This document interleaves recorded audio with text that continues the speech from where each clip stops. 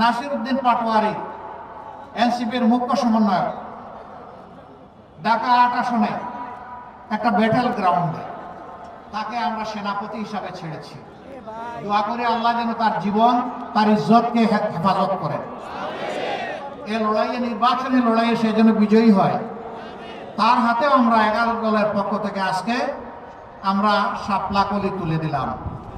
এই শাপলাকলি, ওখানে পাল্লা, ওখানে ছাতা, ওখানে দেয়ালগড়ি, ওখানে রিক্সা, ওখানে আর যত প্রতীক আছে আমাদের 11 দলের সকল প্রতীকের, নিজাম ইসলাম পার্টির বই, কিতাব যা আছে সবগুলাই শাপলাকলিতে আছে, সবগুলাই পাল্লাতে আছে।